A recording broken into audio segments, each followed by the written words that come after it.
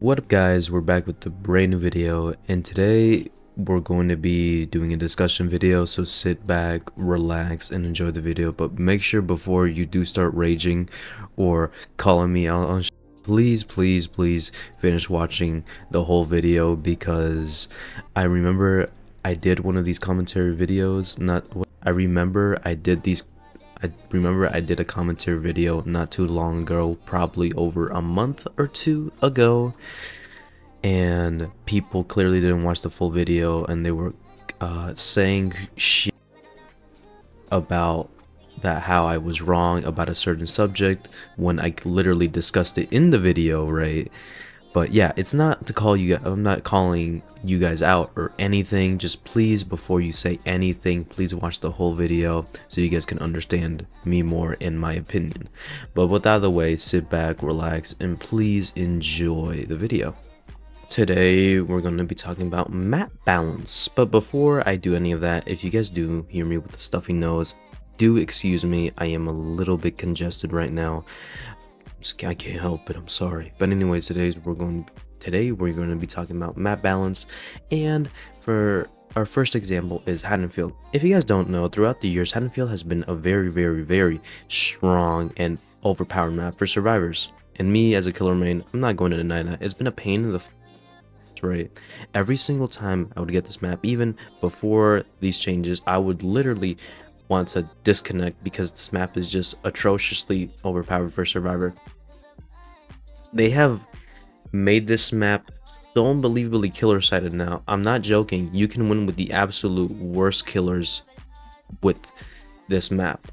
It is so unbelievably bad now, right? It makes you want to bleach your eyeballs. It is so horrendously bad. And this is the problem with the maps and their balance. It's either when they get nerfed, they get completely gutted, or they get nerfed and they're still tremendously, and I mean tremendously strong. And this leads to my other point, where either they're gutted to the maximum or they haven't even been touched like crazy. So maps that we need to get nerfed are like the indoor maps.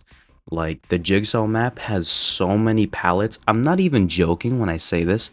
Once I managed to get 27 pallets as killer against me. I had brutal strength, I had enduring, I had a full kicking build. And these survivors just pre-dropped. They didn't manage to stun me once. This was on stream. They didn't manage to stun me once at all. They just pre-dropped every single pallet. And it's not like I was chasing just one of them. I was chasing multiple of them, and I was only able to get a hit before I had pallet after pallet after pallet. And I don't know why it's taking so long for them to nerf that. I know I've only been playing for a year, but I've been keeping up to date for the game for 7 years.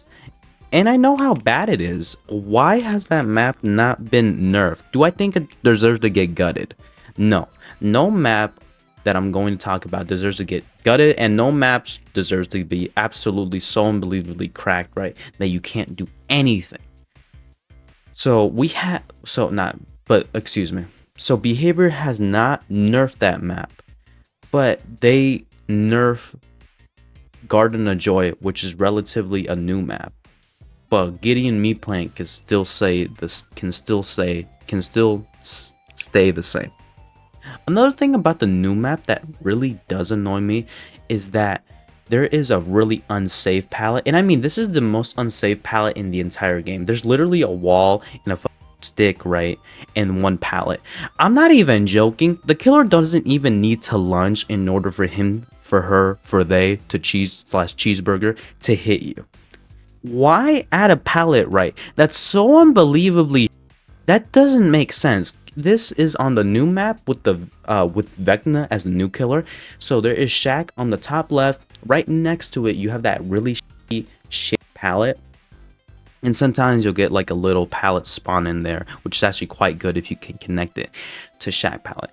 But besides that, it's really bad in the outside, because the main power of the map goes from inside of main building.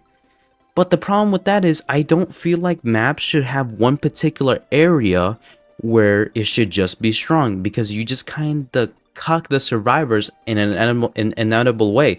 So let's say they're at Shack, right, and they're against a Bubba. The Bubba's gonna bamboozle them, and let's say they don't get lucky enough to get that pallet spawn right next to Shack. They have two options: either A, drop the pallet, or B, they have to go to that unsafe pallet where it is so unbelievably unsafe, right? The Bubba will 9 out of 10 get a hit on you. But let's say you manage to stun the Bubba. Let's say you manage to actually drop the pallet. There is a major issue going on with the map right now, that if you drop the pallet, there's this big hole where, I'm not even joking, I don't know how they didn't notice this. You can literally walk through it. I'm not joking. You can walk straight through that bitch.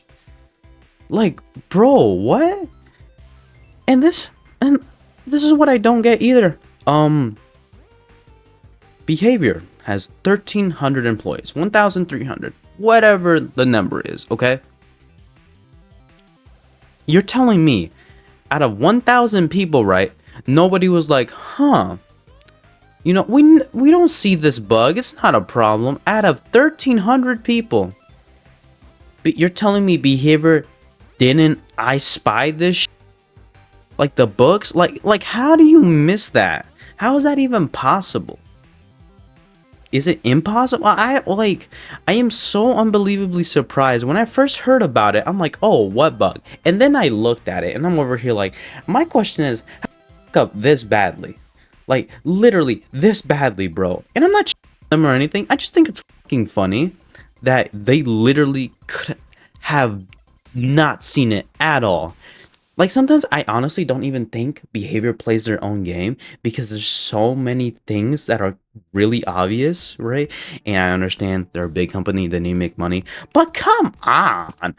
Speaking more about the map balance, it really also depends on who you talk to about it in this game. So if you were to talk to more of a survivor main and discuss the map palettes, or the palettes in general, right, they'll probably give you a different answer than somebody who is a killer main. The majority of the time, this is what I see, and I will discuss this more on a different video, but this is what I see that's kind of an issue. It really depends on who you main and how your outlook will be. So what I've noticed a lot is when I beat a killer, they will complain about how the loops are super strong and that it wasn't fair. But if I play killer and I beat survivors on a relatively balanced map, sometimes I'll get the excuse that, oh, that killer's really strong, or this is unfair about the map. And this video is very subjective. I'm trying to come from a non-subjective point and a non-point of bias.